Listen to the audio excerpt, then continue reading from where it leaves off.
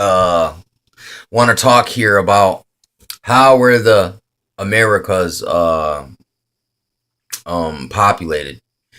And I was listening to this these guys they're called Council of Fire, I think, or Fire Keepers, and some Indian uh preachers. And they had this hillbilly lady from Appalachia that was over in Ireland. And there's the theory that, no, I mean, it's not a theory. Like, the Irish were here in 1000 AD. Basically, or like 500 AD or something like that. Like, it's a sick, way back type of a thing. Like I said, look, the Chippewa Indians were only here for like 600 years before like 1875, you know, when they were thoroughly studied or whatever or whatever. I'm not sure exactly how to say it, but anyway, that's it. Look, and I can only do roundabout figures. I don't know exact years and dates. I mean, it's just, they're always roundabout. But they say they came in from the east and from the Great Seawater, and they were adept canoe people. You know what I'm saying? So the Polynesians proved that with little canoes, basically like different kind of canoes, they populated all the islands out there in the Pacific. And there is you know what I'm saying, some similarity there to some of the maybe South or Mexico and South America Indians. But what's crazy is, okay, these Polynesians, they're there, but if you go way down to the South America thing, it's like New Zealand and Australia and all that isn't really that far from over there. Then you can get into Indonesia from those areas. So you got an Asiatic route that could get there, right? You also have these Aborigines, man. Where in the heck did they come from? How did they get to Australia, man? I mean, that one right there still boggles me. But I'll tell you this, okay? When it comes to the Ojibwa language, yeah, Chippewa, same thing.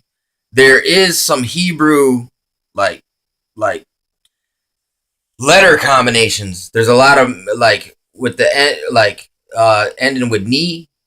That I seen that in actually Aramaic, because I've been listening to the Psalms sung in Aramaic, and there's like some overlapping words, but they're not identical. And I've noticed this from my study of the martial arts in China, that the Ojibwa share the T's or D's, and and then there's a lot of ahs at the end of words.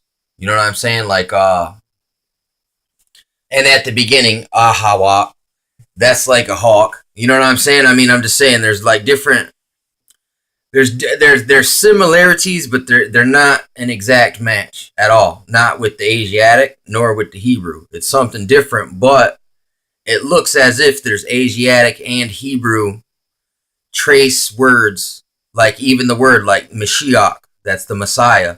You look at Fort Mishmiliach in Michigan, or Mackinac, but it was called Mishmiliach back in Indian times, Indian word. And it's strange, a lot of Indian words too are inherited from being in this land because they weren't here forever. So the people that lived there before they came around, they adopted a lot of the names of the former inhabitants. You know what I'm saying? It's like people ain't like privy to these things. I mean, and you know, I can almost say that that's intentional. There was a reason why they tried to deep six Indian culture and language, is because at some point maybe there would be a wake up of the roots. Where did it come from? Because it's been lost in obscurity. So, but listen, to have Asiatic traded natives is not nothing new. If you look at Eskimos, which if our people came from Eskimos, why wouldn't we say, yeah, we came from the Eskimos, when they don't say that? You know what I'm saying? So Yeah, the Eskimo thing isn't. Look, from what Indian history says, there's at least three different genetic stocks that came here. But when people inhabit a land for long enough, they start to, from the foods, from their relation to the sun, to the water, the elements, trace elements in the land, then genetically, because there's only so many people that can. If the populations are cut off enough, they're eventually gonna all start to adopt similar traits. And like looks, color, their color's gonna change because of that. It's not really, you're not born that way. It's just through generations of adaptation to your land and through your family genetic bloodline. It's a combination of those things. So you can't just say it's just all because you're Aryan good genetics. That's not always the case. There's environmental causes that change people's genetics. And you can look at epigenetics. That's a good subject to study, which means genes get shut on and off by how you treat people and how you treat yourself and how you live. Basically, you live bad, you turn on bad genetics. You do good things, the bad ones shut off and good ones turn on. You can pass them on to your children.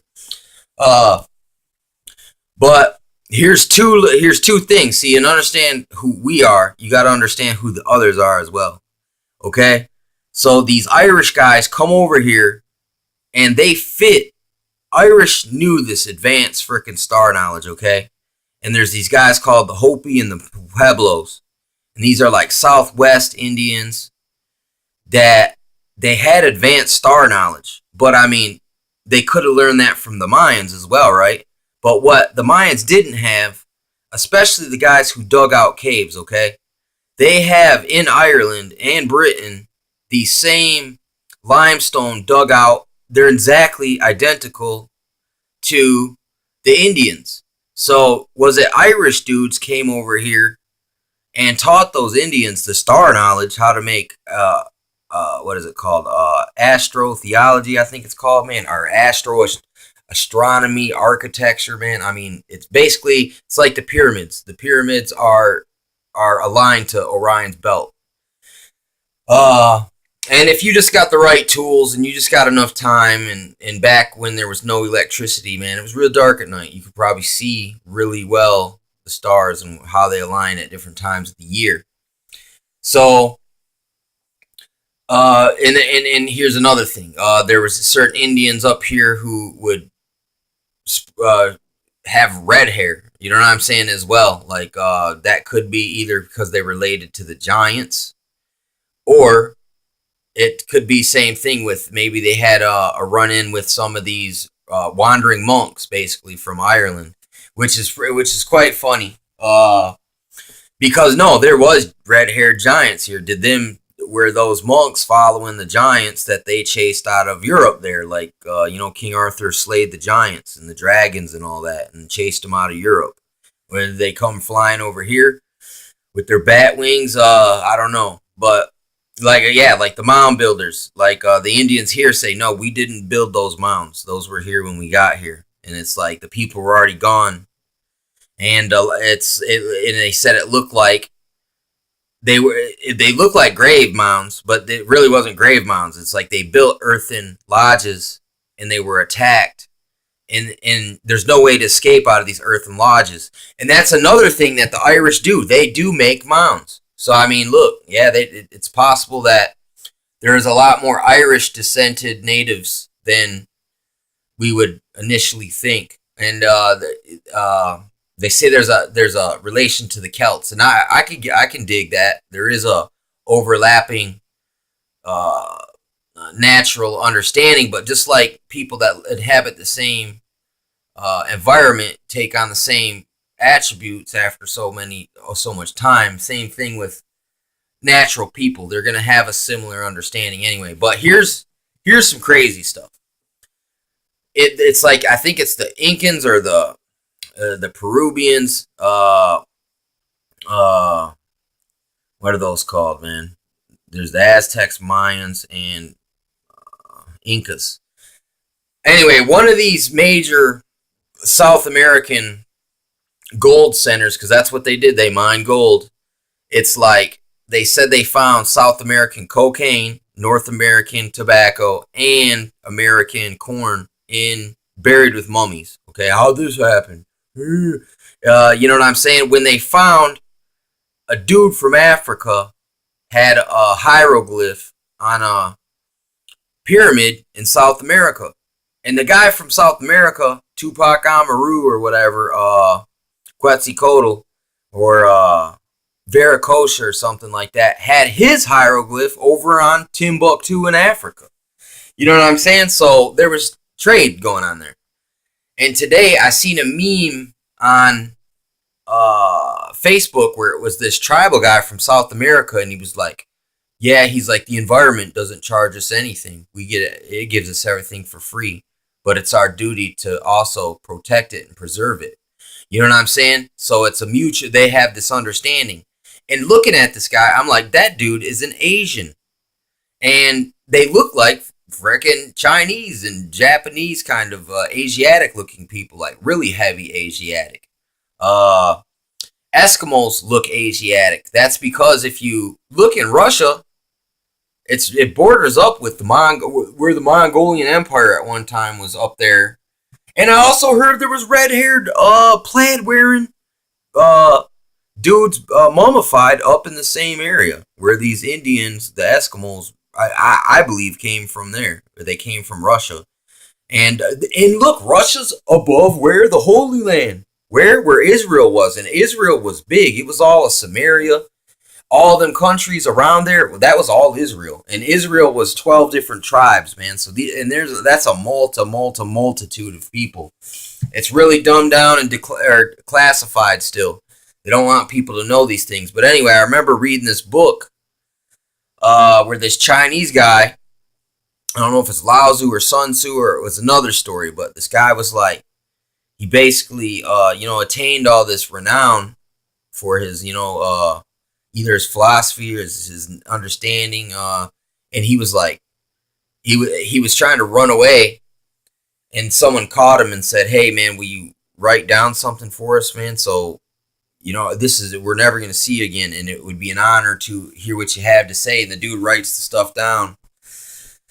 But anyway, he was like, he wanted to leave China and go to a different land, like it was called Roshan, I think, which means I think that might mean hidden land. Just like in the Bible in 2nd Ezra, it talks about the hidden land. And it also says that he's going to give his people a land of flowing with milk and honey. And America really is a land of many rivers flowing with milk and honey. So maybe this is part of God's ultimate plan as well, to increase the borders of the kingdom, to have a second base of of people, and maybe this is all obscured and lost into history. But look, you got Africans coming over to Mexico or down below Mexico. You got the Irish teaching the freaking Pueblos or the how to build these star map buildings and the cliffs. You know what I'm saying? And I'm just saying, there's something in America, or in the Great Lakes Indians have something called the X group halogen, and they say it only comes from the Middle East, basically in the Levant, the same place where the north, by Russia, where the Eskimos came from, and then they had the red-haired, mummified dudes with what is that stuff called? The plaid that the Irish and the Scots wear. You know what I'm saying? So, but the Phoenicians were known as red hairs too, and a trader boat people. So I mean that could disperse a lot of things. But there's also the Minoans from Greece that were seafaring trader people. And if you look at their hieroglyphs, they look a lot like Indians. It shows them boxing, and they got these long hair with braids, and they got dark skin, and they look a lot like Indians. And here's another thing: the Silver Kingdom of Daniel, the silver part of the statue. Israel was selling its brothers into slavery to all, and they were transported all over the planet. It's just another, like a Joseph situation, only bigger. And that's one of the reasons they got judged so bad in Jeremiah, is because they were They were slave trafficking and shanghaiing their own people.